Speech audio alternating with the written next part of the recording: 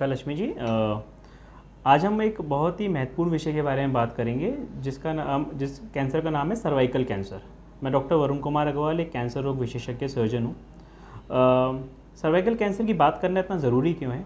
क्योंकि महिलाओं में पाए जाने वाला दूसरा सबसे प्रमुख कैंसर जो है वो सर्वाइकल कैंसर है। कुछ समय पहले नंबर 1 कैंसर होता था फीमेल्स का, अब ब्रेस्ट कैंसर नंबर 1 कैंसर है। सेकेंड मोस्ट कॉमन कैंसर जो इंडिया में फीमेल्स में है वो सर्वाइकल कैंसर है।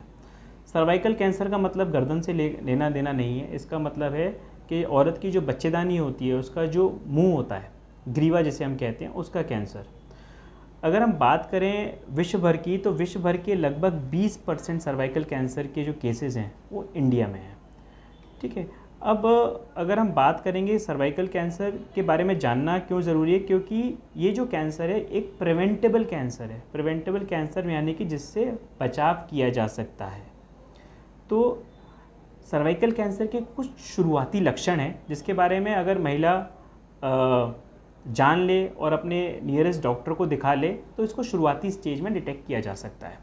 जैसे कि नीचे वाइट डिस्चार्ज आना, यानी कि सफ़ेद पानी आना, जो कि बदबू के संग बदबूदार सफ़ेद पानी आना।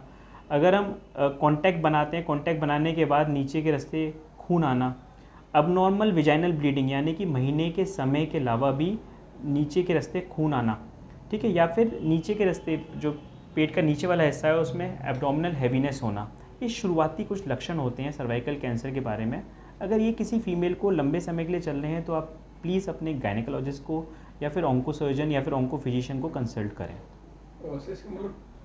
कारण क्या है, क्यों सर हो रहा है? कारण इसका बेसिकली क्या होता है, अगर 95% जो केसेस हैं सर्वाइकल कैंसर वो एक वायरस की वजह से होते हैं जिसका नाम है ह्यूमन पैपिलोमा वायरस। जैसे कि हमने कोरोना वायरस का नाम सुना था, वैसे ही एक वायरस है human papilloma virus. 95% cervical cancer के केसेस इसकी वजह से होते हैं। और ये जो है एक ट्रांसमिटेड वायरस है, यानी कि जो महिला जिसकी शादी कम उम्र पे हो गई हो, या जिसके ज़्यादा बच्चे हों, या फिर उसके मल्टीपल पार्टनर्स हों, मल्टीपल सेक्सुअल पार्टनर्स हों, या फिर उनके पार्टनर के मल्टीपल सेक्सुअल पार्टनर्स हों, उनमें इनके होने की संभावनाएं ज़्यादा होती हैं। सर इसके मतलब बचाव कैसे कर सकते हैं सर? देखिए, सर्वाइकल कैंसर जो है एक बहुत ही प्रिवेंटेबल कैंसर है और इसका एक बड़ा लॉन्ग लेटेंट पीरियड होता है। यानी कि अगर हमें आज HPV इन्फेक्शन हुआ, ह्यूमन पैपिलोमा वायरस इन्फेक्शन हुआ, तो करीबन 10 से 15 साल का समय होता है तब वो कैंसर में तब्दील होता है।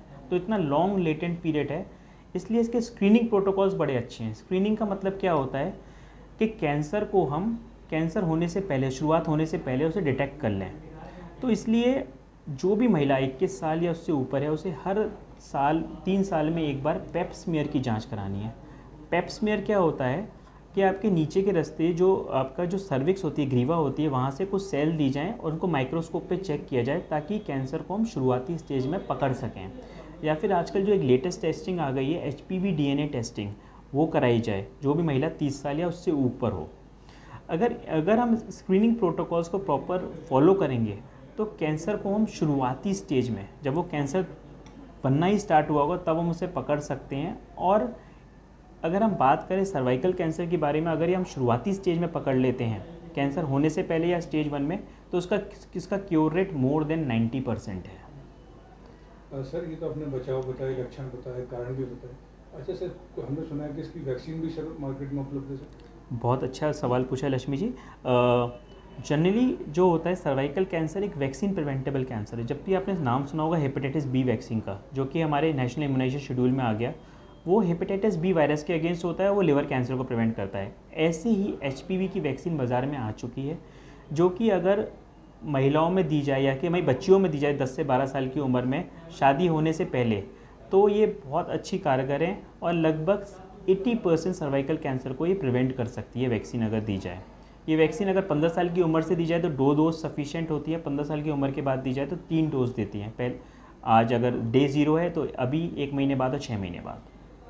सर आपने बताया अगर किसी को ये हो जाता है तो इसका इलाज सर संभव है सर? देखिए, अगर सर्वाइकल कैंसर एक ऐसा कैंसर है जो अगर शुरुआती स्टेज में डिटेक्ट होता है तो उसमें सर्जरी से क्योर रेट्स एक्सीलेंट हैं। लेकिन अक्सर हमारे पास जो मरीज आता है वो स्टेज 3 या स्टेज 4 में आता है। उस स्थिति में सर्जरी नहीं होती, उस स्थिति में सेक और दवाई यानी कि कीमो प्लस रेडिएशन से इसका इलाज बहुत अच्छा संभव है। इसमें एक तो ऊपर के रास्ते सेक दी जाती है, फिर नीचे के रास्ते सेक दी जाती है, जैसे इंट्रावाजाइनल ब्रेकीथेरेपी देते हैं। दोनों का ही रिजल्ट्स बहुत अच्छे हैं एडवांस कैंसर में भी। बस सर मेरा आखिरी सवाल सर, इस जब भी कोई कैंसर का नाम जब डॉक्टर बताता है तो मरीज बहुत डर जाता है, सहम जाता है, और वो एलोपैथी दवा ना लेके सर्जरी ना करा के फिर झाड़ फूक के चक्कर में पहुंच जाता है। उन लोगों के लिए क्या सलाह सर आपकी?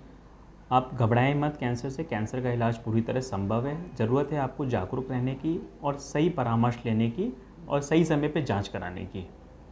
जैसा कि मैंने आपको बताया, अगर स्टेज 1 पे cervical cancer he for example अगर डिटेक्ट होता है तो उसकी क्योर रेट 90% से भी ज़्यादा है। तो कैंसर कोई लाइलाज बीमारी नहीं है, इसका इलाज संभव है। ज़रूरत है हमें जागरूक रहने की, यही मैं आपसे कहना चाहूँगा।